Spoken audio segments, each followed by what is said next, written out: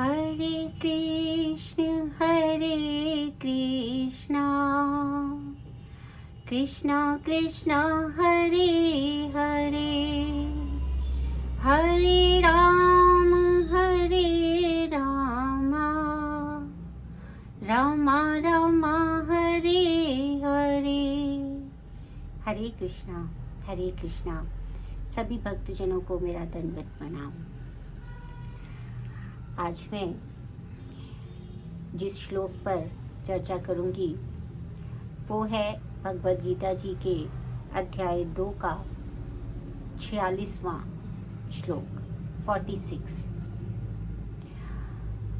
इसकी छोटी सी भूमिका ये है कि हम सब जो कलयुग में रहने वाले लोग हैं वो बहुत ज़्यादा अध्ययन कर नहीं पाते, कारण कि हमारे ज्ञान कम है, हमारी साधना कम है और हमारे पास समय भी कम है, क्योंकि वैदिक साहित्य जो है वो बहुत ही विशाल है और कलयुग में इतना समय निकालना, इतना ध्यान लगाना प्रायः संभव नहीं हो पाता है।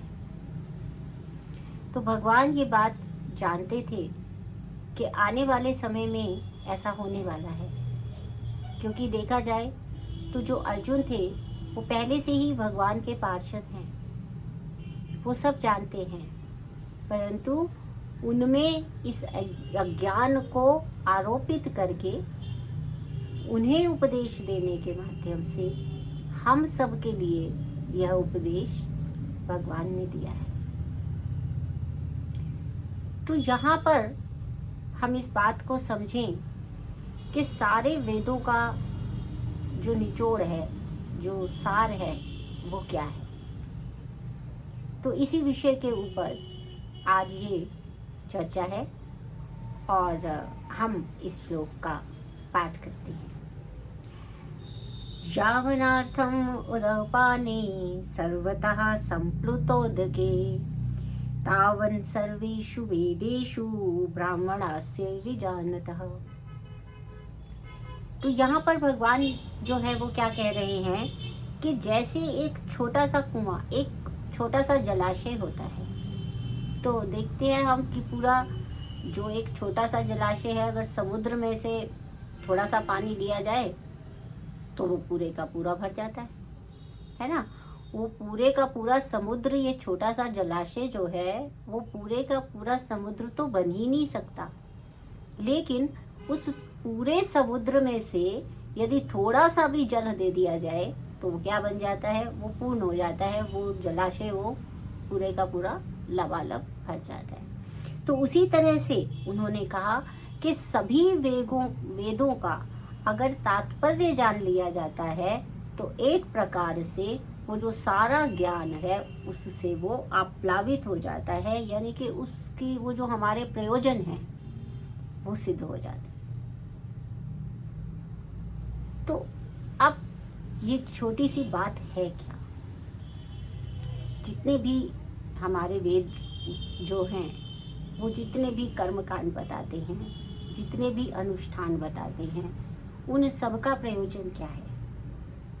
उन सबका प्रयोजन क्या है? आत्म साक्षात्कार।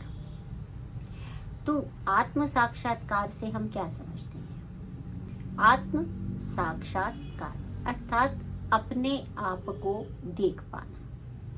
तो अपने आप को वास्तविक रूप में देख पाना वो आध्यात्मिक आत्म साक्षात्कार है। तो कैसे करना है, वो क्या करते हैं, ये जितने भी वैदिक अनुष्ठान होते हैं उनको करने के लिए हमें मालूम है बहुत सारी विधियां बताई जाती हैं, बहुत सारे व्रत उपवास बताए जाते हैं, बहुत सारे नियम बताए जाते हैं। उन नियमों का, उन विधि विधानों का पालन करके वैदिक अनुष्ठान किए जाते हैं जिससे कि आत्म साक्षात्कार हो सके। तो इस आत्म साक्षात्कार का ध्येय क्या है? इस आत्म साक्षात्कार का ध्येय कौन है? भगवान कृष्ण है। हरे कृष्णा। अर्थात हमें भगवान को जानना है, अपने आप को जानना है कि भगवान सर्वोच्च हैं, सर्वोपरि हैं, सबके नियंता हैं और सभी पूरे समस्त ब्रह्मांड के आदि स्रोत भगवान है। अब हमारा ध्येय है कि हम ये समझ लें कि जिस प्रकार से समुद्र का एक छोटा सा अंश जलाशय होता है, उसी प्रकार से एक छोटा जलाशय होता है, उसी प्रकार से जो भगवान हैं उनके हम लोग छोटे छोटे अंश हैं। बहुत ही छोटा सा एक हम उनका अंश हैं। हम ये भी जान लेते हैं कि हम उनका अंश हैं, और साथ ही साथ हम ये भी जान लें कि हमारा उनके साथ में संबंध क्या है। जिस दिन हम ये जान लेते हैं कि हम एक भगवान के शाश्वत अंश हैं, एक छोटे से अंश हैं, और हमारा भगवान के साथ क्या संबंध है, उस समय में हम उस स्थिति को आत्म साक्षात्कार की स्थिति कहते हैं। तो इसका अर्थ ये हुआ कि ये छोटी सी बात यदि हम समझ लेते हैं, भगवान कृष्ण के साथ अपने संबंध को जान लेते हैं, तो एक प्रकार से हमने पूरे का पूरा जो वैदिक साहित्य है उसका दर्शन कर लिया, उसका अध्ययन कर लिया।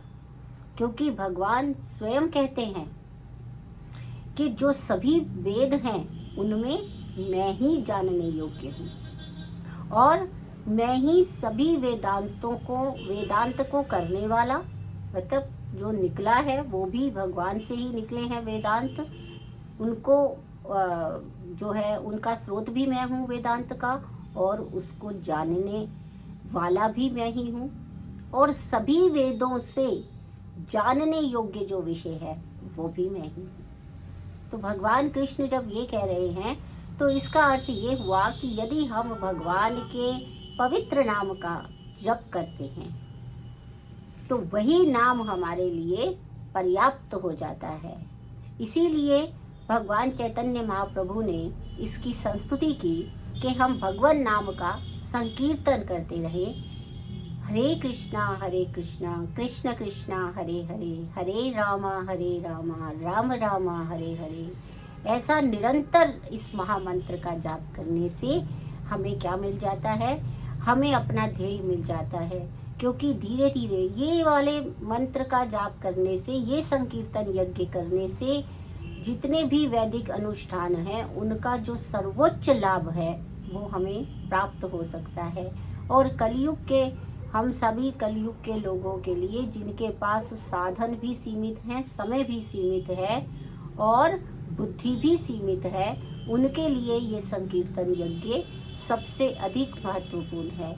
क्योंकि इस यज्ञ को करते हुए हम अपने हृदय को क्रमशः शुद्ध करते जाते हैं। और कि ऐसा कभी नहीं करना चाहिए कि वैदिक अनुष्ठानों से, कर्म कांडों से हम क्या करें, अपनी इंद्रिय तृप्ति के लिए केवल स्वर्ग की कामना करते रहें। हरे कृष्णा। क्योंकि स्वर्ग की कामना करने से कोई लाभ नहीं है, वहां जाकर भी फिर वापस आना पड़ेगा। इस सारे जन्म मरण के चक्र से छुटकारा पाने का एक ही उपाय है, और वो है भगवत धाम वापस जाना। और उसके लिए जिस यज्ञ की संस्तुति की गई है कलयुग में, वो है भगवान कृष्ण के महामंत्र की स्तुति।